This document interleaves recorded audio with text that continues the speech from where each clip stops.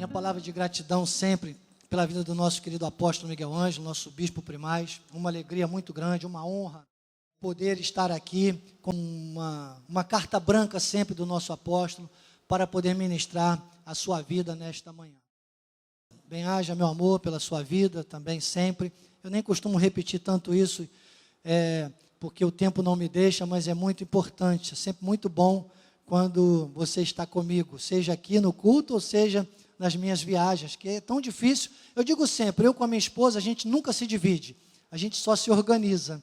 E às vezes nessa organização a gente fica um pouquinho longe um do outro, e eu sempre gosto de estar perto do meu bem.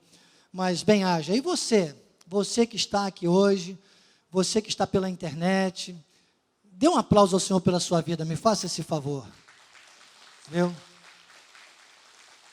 Porque ai de nós, né, começar pelo apóstolo Miguel Ângelo, ai de nós, se não existissem ovelhas talhadas por Deus que fossem sedentas da palavra. Na página 100 do livro,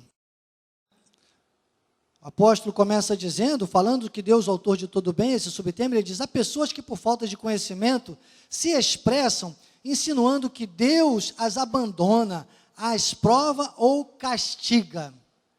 Então, primeiro entendam, às vezes a pessoa diz, Deus me deu essa doença. Deus não dá doença para ninguém. O pessoal aí fora que não entende a graça de Deus, costuma até dizer assim, não, doença não é para dar em poste. Irmão, pois que dê em poste, porque se não vem de Deus, eu não quero, eu não recebo. Entende? Agora, temos que cuidar, temos que ter atenção. Nós temos aí uma sociedade, a carne e espírito. E é bom que o espírito prevaleça nessa sociedade. Se a carne nunca acerta, o espírito nunca erra. Então, se você tem na sua visão, na direção da sua vida, nas suas atitudes, os reflexos do Espírito Santo, irmão, acredite, a sua carne vai viver uma bênção só nessa terra. Como nós cantamos agora há pouco, viver com Deus é muito bom, é bom demais. Então, é nada de ficar pensando nessas questões, de que as coisas ruins deste mundo Deus está colocando, não. Agora entenda, Deus tem uma vontade que se desmembra em vontade ativa e permissiva.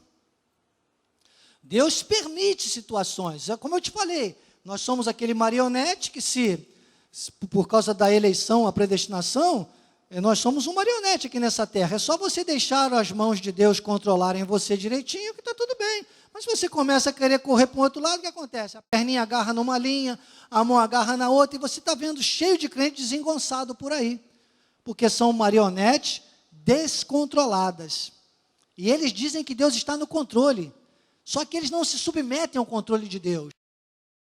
E quando vai ver que Deus está no controle, desculpe, diria o Danilo Gentili, agora é tarde. Diz, nós sabemos por revelação, aqui na página 100, que Deus é fiel, não muda, e aí coloca 1 Coríntios capítulo 10, versículo 13, que diz, não vos sobreveio tentação que não fosse humana. Agora, tem um momento de trato de Deus, irmãos, que pode ir da correção à disciplina ao açoite, como morte prematura. Pare de julgar os outros. O camarada morreu com 89 anos, esse aí, hein? Não foi morte prematura. Quem sabe ele podia ter vivido até 90, 91, 92, 95, pode ser uma morte prematura. Morreu com 33 anos. Isso está me cheirando uma morte prematura. Para de cheirar, meu irmão. Para de ficar cheirando. Eu acho que é morte prematura. Eu estou te trazendo aqui, na escola de capacitação, por Deus, porque é Deus que te traz. Para você nunca mais achar nada, porque o sábio não acha, o sábio pensa. O pensamento gera conhecimento. Conhecimento não ocupa lugar, mas organiza. Então pense. Quem pensa não acha, pensa. Quem pensa encontra sabedoria. Seja um pensador e pare de achismos. Morreu com 33 anos, então você vai dizer que Jesus teve uma morte prematura. Você vai dizer que outros que morreram novos tiveram morte prematura. Não. Poderia dizer que Sansão teve uma morte prematura. Sansão poderia ter saído daquele lugar lá vivo, na boa, mas ele andou em desobediência.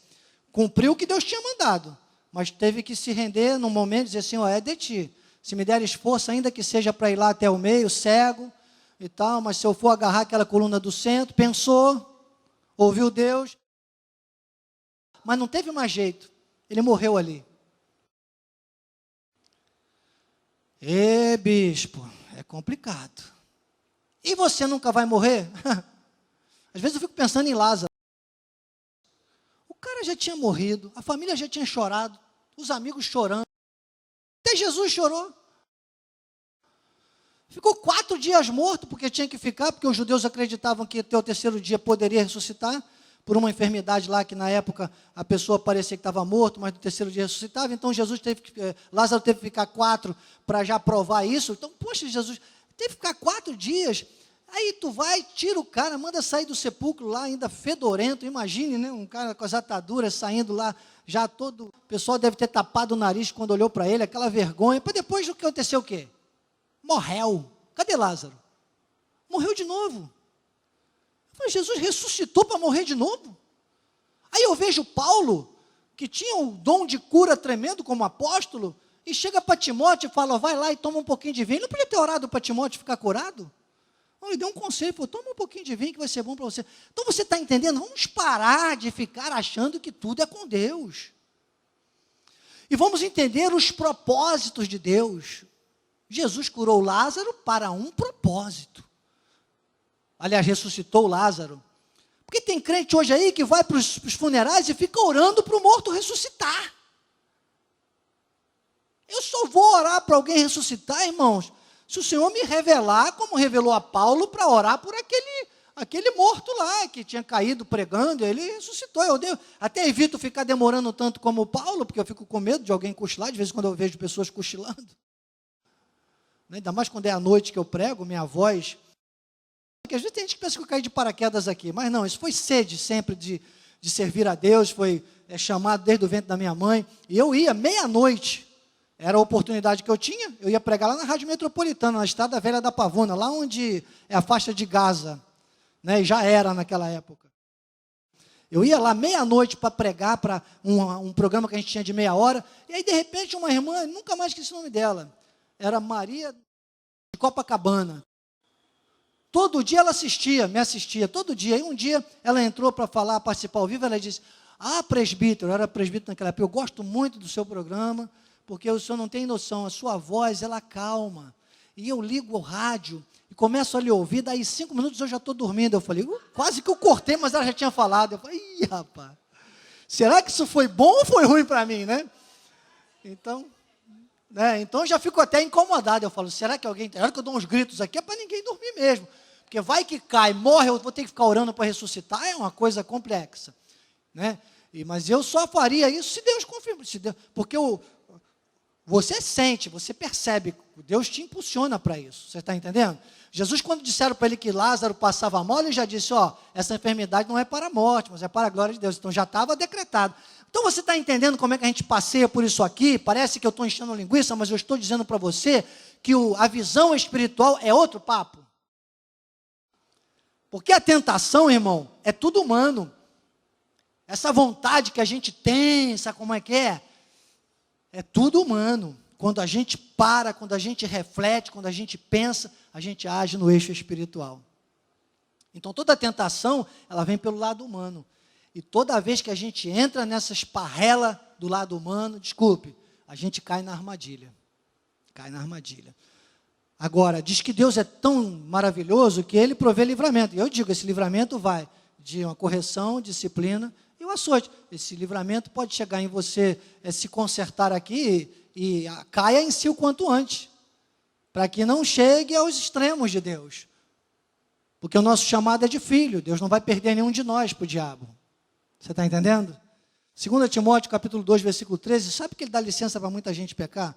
Eu já vi, inclusive, soube de uma história na época, de uma pessoa que fez gabinete, com uma pessoa que andava entre nós aqui. Cuidado com os conselheiros que você escolhe.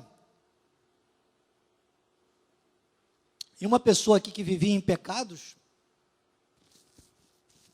até em práticas homossexuais, não está no nosso meio, acabou escolhendo esse lado até hoje. Tomara que seja um fiel e caia em si o quanto antes, né?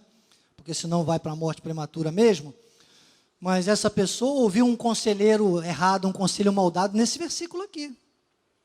E ela disse, mas se somos infiéis e Deus permanece fiel, o que faz? Eu não tenho força, é uma força muito grande. Ele disse, se você não consegue vencer, vai lá, continua, porque Deus permanece fiel sim. Deus vai ter misericórdia de você, e a pessoa está lá até hoje. Só que eu quero dizer o seguinte, esse versículo diz assim, vamos entender o versículo vírgula após vírgula? Vamos lá. Dá trabalho para explicar, né? Mas você está na escola de capacitação e crescimento espiritual, eu estou aqui talhado por Deus para explicar. Se somos infiéis, entre vírgulas, Ele permanece fiel. Depois da vírgula, explica por que ele permanece fiel.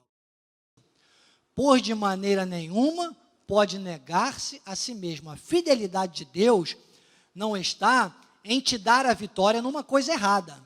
A fidelidade de Deus está em te dar uma vitória na coisa certa. Ele vai permanecer fiel. É uma antena transmissora das boas obras preparadas de antemão, do Efésios 2:10. Do caminho da sabedoria que está lá em Provérbios capítulo 3. Provérbios capítulo 3 e Eclesiastes capítulo 3, você tem que fazer uma remissão e ler os 2 capítulos de vez em quando. É como você visitar um hospital e visitar um cemitério. Que você cai em si, já viu? Ou vai numa cadeia que você tem dos dois. Tem gente lá doente e morta, está lá no presídio. Está limitado, vive como vegetativo, né? Então, você tem que agora pensar comigo aqui e entender o seguinte: Deus é uma antena transmissora de bênçãos, do caminho da sabedoria. Tiago diz lá no capítulo 1, versículo 5, Tiago diz, aquele que necessita de sabedoria, peça que Deus dá liberalmente, e nada lhes impropera, ou seja, ele não limita nada, ele libera, é deliberadamente a sabedoria para ser manifestada, e Deus já deu. É que Tiago não sabia disso, porque o apóstolo Tiago é um pregador da lei, ele não pregava as nuances que Paulo prega, mas Deus já deu, já está liberado, por isso que Paulo já ora, e quando dizem, volte lá na nossa página de missões oficial Cristo Vive, lá no YouTube, que você vai ver os temas anteriores lá, postados, aí você pode voltar e recapitular tudo isso. Então, trazendo aqui para hoje, Efésios 1,18 diz assim, iluminado, eu oro, Paulo ora, ele diz, para que os olhos do coração sejam iluminados, para compreenderem, para saberem, para entenderem que Deus não vai negar-se a si mesmo. Essa negação de Deus que Ele não pode, é de nunca nos deixar de honrar aqueles que o honram. É isso.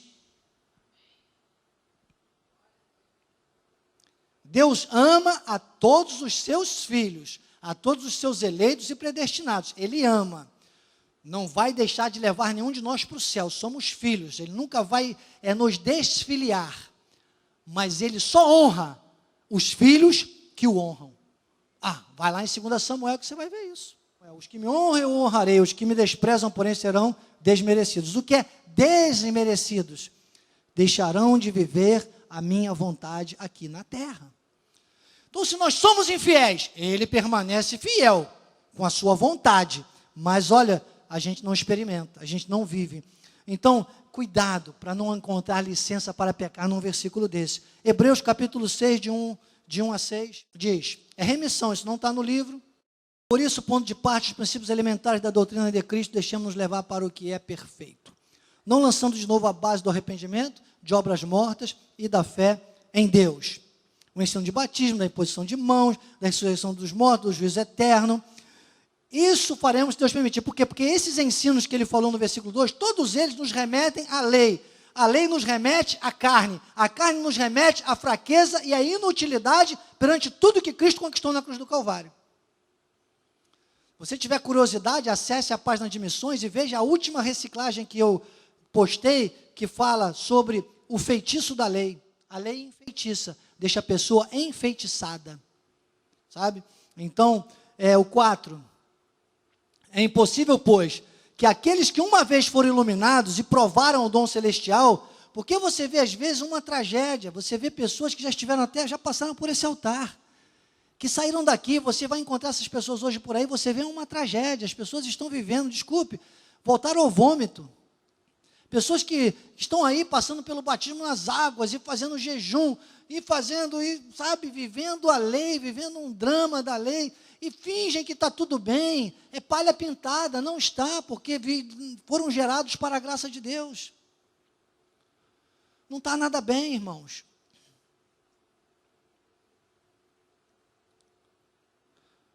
É impossível, não dá, porque ele diz que quando isso acontece, versículo 5, provaram da boa palavra, essa aqui é a boa palavra, os poderes do mundo vindouro, e caíram, sim, é impossível outra vez renová-los para arrependimento.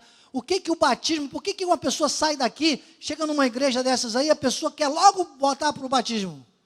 Porque acham que aquele batismo das águas é o batismo das águas. João Batista, que o nome dele não era João Batista, ele era João o Batista, porque ele batizava, era um hábito da tribo dos essênios, e ele batizava, o batismo do arrependimento, porque ele pregava o arrependimento, ele devia anunciar Cristo, ele era o precursor de Cristo, entende? Só por isso, aquele batismo tinha que ser cessado. No dia que ele batizou Jesus, ele tinha que ter parado de batizar. Ele continuou batizando, confundiu tudo, até os discípulos de Jesus continuaram batizando depois, ficou essa confusão até os dias de hoje, possivelmente porque João ali se perdeu um pouco. Acreditem, desculpe.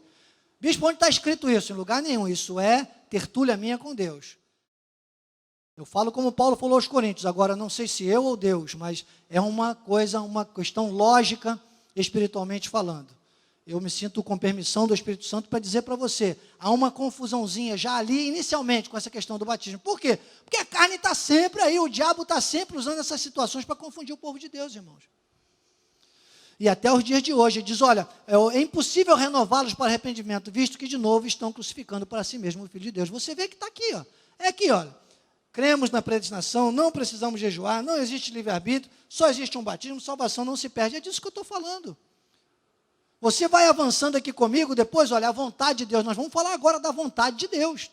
Talvez a gente agora não vá até o final do ano pegar aqui tópico por tópico, mas todos eles estão sendo citados hoje, ó. Cristo destruiu as obras do diabo, já falamos disso, Tetelestai, Cruz do Calvário, estamos falando disso, depois você tem que ler o livro em casa, é claro, e aí você avança mais um pouquinho, tem aqui, Cristo é Deus, sempre estamos tratando disso aqui também, possivelmente ainda vamos falar hoje, mas são temas que estão intrínsecos nessa temática toda, nesses subtemas que interligam, sabe, olha, Cristo, carne, Cristo ressuscitado, daqui para frente. Paulo chega a dizer, olha, ninguém conhecemos mais segundo a carne, nem a Cristo. Agora ficam divididos entre o Cristo da carne, entre o Cristo ressuscitado, e vivem uma confusão desgraçada, irmão, desculpe. O povo de Deus vive por aí em desgraça, porque o contrário de graça, da presença da graça, é o quê? Desgraça. Não adianta ficar achando, sabe? Ah, eu vou fazer como Jesus fez. Você sabe como Jesus fez? Eu estou falando do Cristo ressuscitado e glorificado. O da carne, ele andou no Espírito. O que você tem que fazer é andar no Espírito.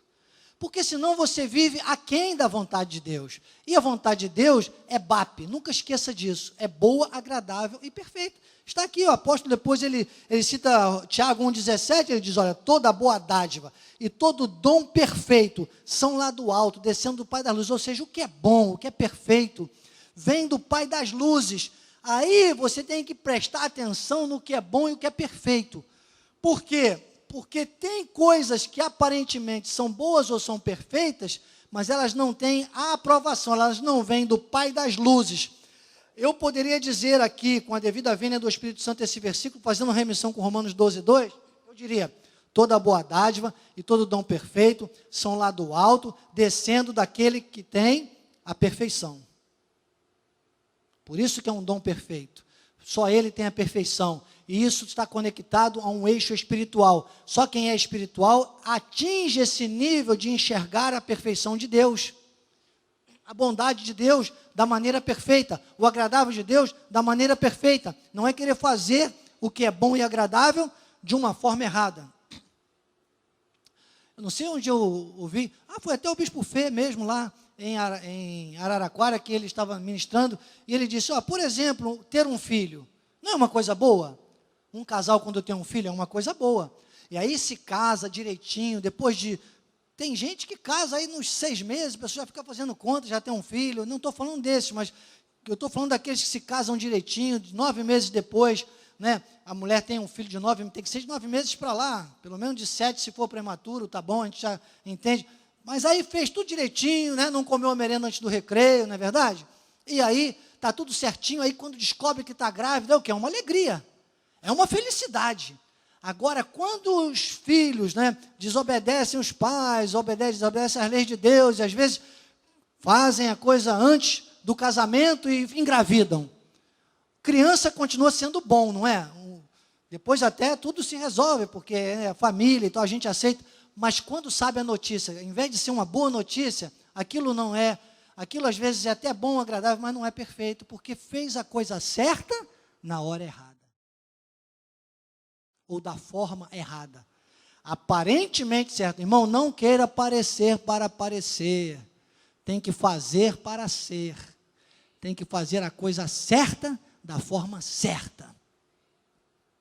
E aí, vamos lá em Romanos 12:2, que é o próximo texto que o apóstolo Miguel Ângelo fala. Depois dele dizer assim, aqui na página 100, ele diz assim: Deus é o Criador de todas as coisas perfeitas. Tudo o que há de bom vem dele. Toda boa dádiva vem do Senhor. Romanos 12:2. E não vos conformeis com este século, mas transformai-vos. Nós temos que viver diariamente nos transformando, irmãos. Porque quem se transforma com a visão de Deus, e acredite, essa transformação é visível. E na natureza, tudo que para de crescer está morrendo. E nós, na vida espiritual, não podemos parar de crescer nunca, senão nós começamos a morrer. Por isso que Paulo diz que tem pessoas entre nós que não são poucos os que dormem, são mortos espirituais. Estão aí, ó, mas não vivem nada do que Deus... Estão aí pensando, Deus continua fiel. Continua, mas não estão vivendo nada da fidelidade de Deus na sua vida. São verdadeiros testemunhos na obra de Deus, são verdadeiros escândalos, são verdadeiras pedras de tropeço. Tem um preço a pagar que eu não quero mais na minha vida. Entende? Então, não vos conformeis, transformai-vos pela renovação da vossa, para que experimenteis a vontade de Deus, qual seja, ele diz, boa, agradável e perfeita. Se a gente lê se a gente não decorar muito bem esse versículo, a gente lê ele errado. Tem que ler do jeito que está aqui, porque é uma sequência espiritual. Boa, agradável e perfeita. O vínculo da perfeição está em Deus. Então você está entendendo? 1 Coríntios 1:30, depois, Tiago 1:13, ninguém ao ser tentado, diga que sou tentado, porque Deus não pode ser tentado pelo mal, e Ele mesmo a ninguém tenta. Vós sois dele, 1 Coríntios 1:30, em Cristo Jesus, o qual nos tornou da parte de Deus sabedoria, justiça, santificação, redenção, para como está escrito, aquele que se gloria, glorie-se no Senhor. Então você sabe, irmão, nunca mais você pode pensar. Não adianta. Aquele que está na carne muitas vezes vai te julgar, porque não dá tempo de ficar explicando isso toda hora.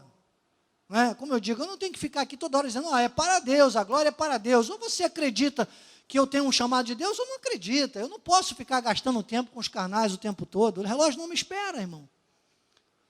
Mas eu sei o que eu vivo, eu sei o que eu estou passando, eu sei o que eu enfrento. E continuo nessa, e quero que você continue comigo. Sigam meus bons, está entendendo? Sigam meus bons. Estou nessa vibe. Então, o apóstolo explica isso aqui muito bem. Depois ele diz, Deus não arma situações ruins, não tira o emprego, não desfaz. Não, isso tudo, irmãos, é questão da gente, muitas vezes, não entender os propósitos de Deus. Às vezes você vai num lugar e lá tem uma porta de emprego que você achava que era o máximo. Só que ali não é uma boa porta para você. Entenda isso. Porta que Deus abre, ninguém pode fechar. Mas porta que Deus fecha, ninguém pode abrir. Então, às vezes é uma situação de emprego. Mas aquele lugar não era o melhor para você. E você tem que ter serenidade para continuar fazendo a sua parte. Você não pode parar de procurar um emprego, ficar deitado numa rede reclamando o resto da vida. Você está entendendo? Vem uma enfermidade. Irmão, você não tomou aqueles certos cuidados que teria que tomar. Cuide-se, proteja-se, sabe? Faça toda a tua parte que você pode fazer. Você viu aí no nosso congresso de homens tantos avisos que foram dados. Vamos buscar ajustar a nossa vida nisso tudo aí.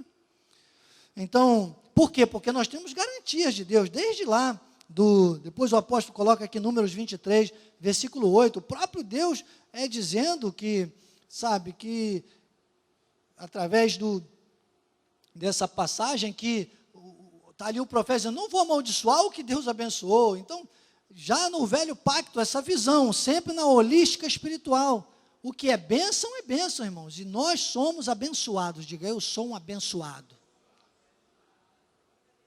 Nós somos abençoados.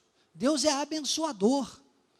Depois, Tiago 1,14, ele diz, olha, ao contrário, cada um é tentado pela sua própria cobiça, quando este atrai e o seduz. Então, a cobiça, depois de havendo concebido, dá luz ao pecado. E o pecado, uma vez consumado, gera a morte. Né? Você vê que João 8,44, Jesus disse que o diabo é o pai da mentira. Não é? O diabo é o pai da mentira. E a cobiça é a mãe do pecado. Quer dizer que é um casamento entre o diabo e a cobiça, né? Está tudo interligado. A cobiça está ligada ao Deus desse mundo, ao dinheiro, aos desejos da carne, a querer ter sempre mais. Isso é cobiça. Entende?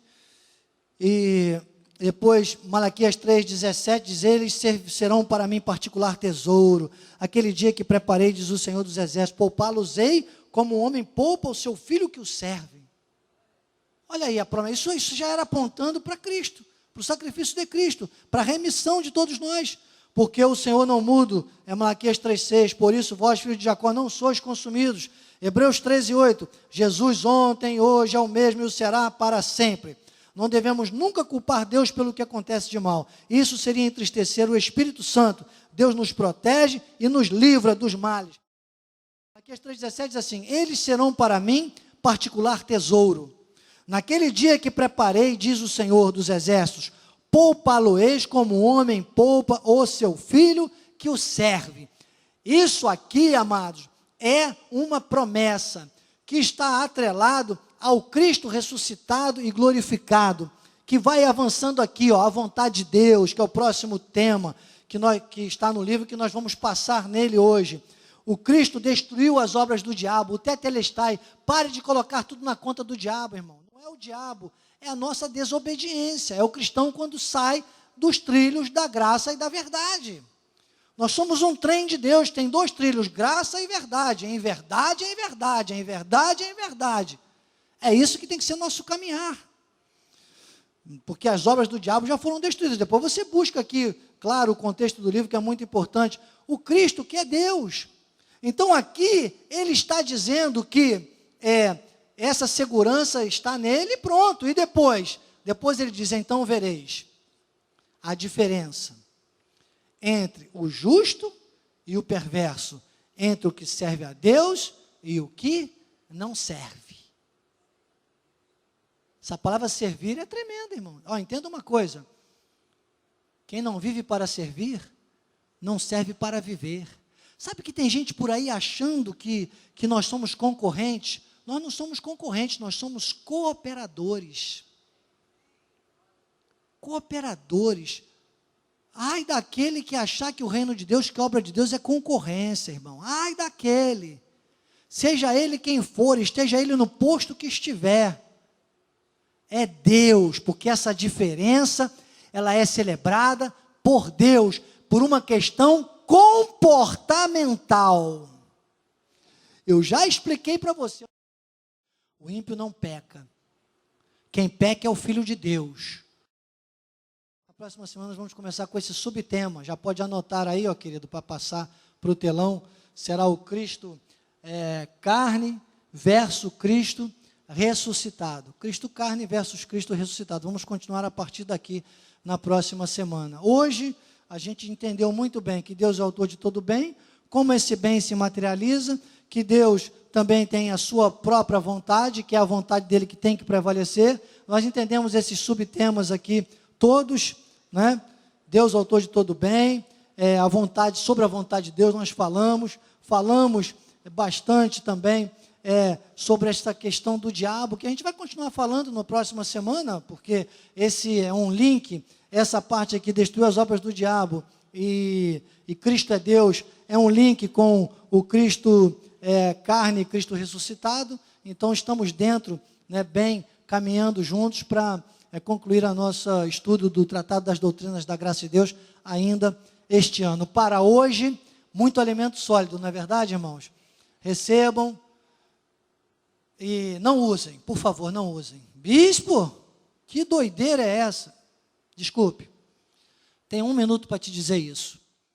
Está cheio de crente por aí usando a Bíblia. Pare de usar a Bíblia. Você sabe que tem gente que usa a Bíblia até para ganhar dinheiro. Tem um irmãozinho, cuidado, tem um irmãozinho até para alertar você, que de vez em quando chega aqui no final do culto, doido pedindo uma Bíblia. Não dê Bíblia para essas pessoas, porque eles vão vender. Eles chegam lá fora, trocam por droga, vendem. Me dá 50 centavos, me dá R$1 numa Bíblia. A pessoa compra e ele vai vendendo aí de Bíblia em Bíblia, arruma 5, 10 reais e vai lá comprar crack, comprar droga, tá bem? Bispo, você é abrupto, eu tenho que ser. Então, cuidado. Quando você tiver que fazer, me pergunte, porque eu estou aqui para te ajudar a crescer nisso também. Tá bom? Pare de ficar dando dinheiro para os outros. Você não tem mais que lidar com dinheiro. Só dê semente. Tá bom? Pare com essas coisas. Vamos crescer. Vamos amadurecer. Vamos criar músculos espirituais. Porque senão você vai ficar por aí usando a Bíblia, igual todo mundo usa. Não use a Bíblia. Viva a Bíblia. Aí, quando o nosso Zeca Pagodinho escutar a gente, ele vai escutar a gente cantando assim, ó. Deixa a Bíblia me levar, Bíblia leva eu. Deixa a Bíblia me levar, Bíblia leva eu. Deixa a Bíblia me levar, Bíblia leva eu. Vou vivendo e praticando tudo o que Jesus viveu. Assim seja, assim disse o Espírito da graça. Amém, amém e amém. Graças a Deus. Obrigado, Jesus, obrigado, e que a tua graça, o teu amor e as doces consolações do teu Espírito Santo sejam com todos, Pai, não só hoje, mas para sempre. Amém.